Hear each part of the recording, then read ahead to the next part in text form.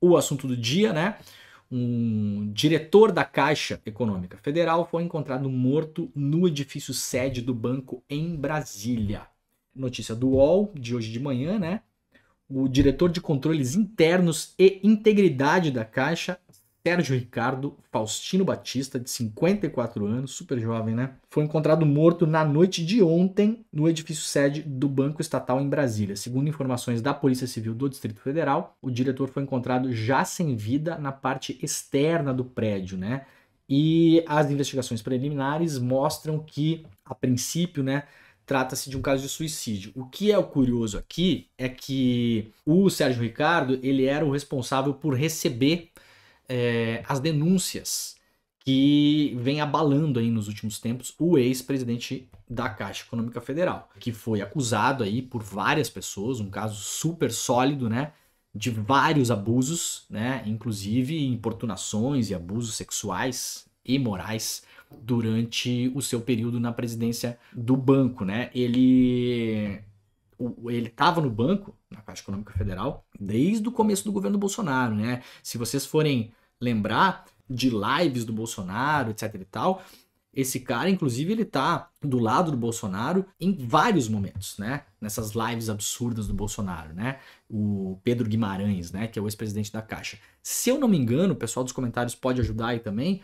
O Pedro Guimarães é um dos caras que tá do lado do Bolsonaro quando o Bolsonaro imita alguém morrendo de Covid ou uma coisa assim. Teve um desses fatos que é tanta loucura que a gente não consegue lembrar de todos. Mas tem um desses vídeos horrorosos do Jair Bolsonaro durante a pandemia. Não sei se é o Não Sou Coveiro ou imitando gente morrendo de Covid, enfim. Um desses vídeos horrorosos, o Pedro Guimarães é a pessoa que está do lado do Bolsonaro, né? E o Sérgio Ricardo Faustino Batista era o responsável por receber essas denúncias internas na Caixa Econômica Federal e levá-las adiante para a corregedoria. Esse fato aconteceu ontem à noite, foi noticiado pela imprensa hoje pela manhã. A Polícia Civil do Distrito Federal vai ainda analisar exatamente o que aconteceu, mas é um caso que chama atenção porque há outro caso, não semelhante, mas que pode ter o mesmo fundo, né? De pessoas envolvidas em casos onde há muita pressão pública, né?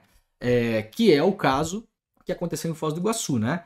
O caso do Marcelo Arruda, que foi assassinado, né, em Foz do Iguaçu por um militante bolsonarista que invadiu a sua festa de aniversário e acabou matando o tesoureiro do PT em Foz do Iguaçu.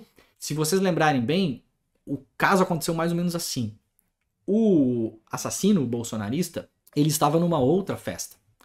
E nessa outra festa, a suspeita de que alguém acessou a câmera de segurança onde acontecia a festa do Marcelo Arruda, do tesoureiro do PT. E esse alguém teria falado lá na festa em tom de provocação, alguma coisa assim, tá acontecendo uma festa lá de um petista, sei lá o quê. E aí o assassino foi para lá e acabou executando, né, o Marcelo Arruda. Essa pessoa que teria acessado as câmeras de monitoramento e dedurado a festa do petista também foi encontrado morto essa semana, no domingo passado, dia 17. Trata-se de um dos diretores da Associação Recreativa Esportiva Segurança Física de Itaipu, que era onde acontecia a festa de aniversário, né? O Claudinei Coco Esquartini, né? Ele foi encontrado morto no domingo em Medianeira do Paraná. E ele era o vigilante, né, que suspeita-se, na verdade, a polícia o apontou como o cara que dedurou a festa. Então, o responsável pelas câmeras do clube, né? Então, assim, vocês vejam, dois casos que envolvem aí esse clima que se instaurou no Brasil, né? Duas pessoas pressionadas por tragédias que aconteceram no país nos últimos tempos, né? Parece que há, inclusive, confirmação de que realmente, nesse caso aqui, o Claudinei tirou a própria vida, né? Então, gente, evitem também comentar nos comentários aí, né? Fazer comentários insinuando que tenha sido outra coisa. Acho que a gente tem que ter muito cuidado em relação a isso também, tá? Acho não, tenho certeza que temos que ter muito cuidado em relação a isso.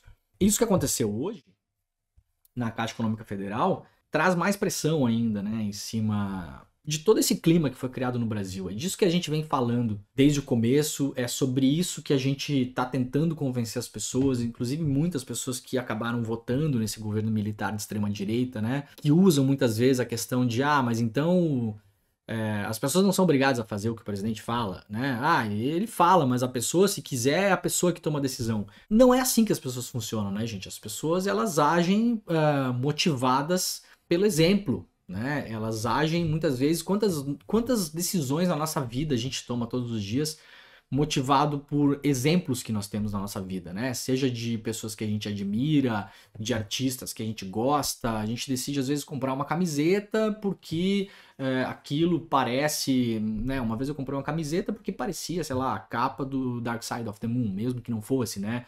Então, é óbvio que os nossos ídolos nos motivam e nos incentivam a tomar atitudes boas e ruins. Então, essa tentativa de descolamento do clima que cria a presidência da República em relação à violência que está acontecendo na nossa sociedade nos últimos tempos, ela é infrutífera, é mentirosa. É óbvio que muitas pessoas veem no Jair Bolsonaro um ídolo. Qual é o apelido do Bolsonaro para essas pessoas? Mito.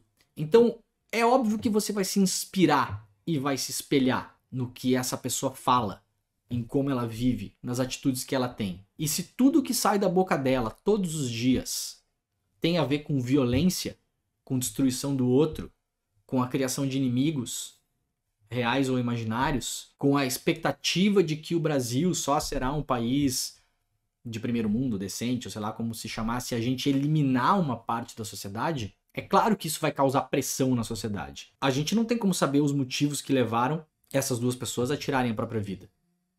Mas eu posso imaginar, por exemplo, que o rapaz lá que viu as câmeras de vigilância e que numa festa avisou que estaria tendo uma outra festa de petistas, talvez não passava pela cabeça dele que uma pessoa ia até lá armada e assassinar o aniversariante. Então vocês imaginem a pressão que isso exerce nessa pessoa depois que o crime aconteceu. E isso acontece por quê? Porque a gente está num momento que a nossa sociedade está num momento de tensão absoluto. Como se não bastasse os anos de pandemia, como se não bastasse a crise econômica, a gente tem uma presidência da República, um governo federal que alimenta o ódio, que alimenta a violência, que alimenta esse tipo de sentimento. Nós não temos uma presidência da República conciliadora, nós não temos uma liderança no Brasil hoje que seja uma liderança conciliadora. Pelo contrário, nós temos uma liderança geradora de caos e incitadora da violência. É óbvio que os milhões de brasileiros e brasileiras que votaram nessa pessoa,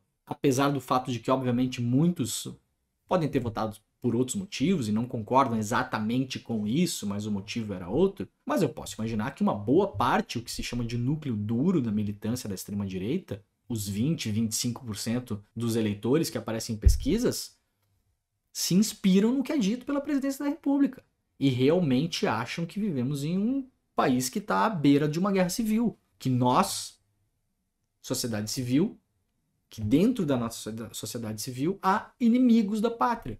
Esses inimigos precisam ser exterminados. No limite, assassinados, como aconteceu com Marcelo Arruda.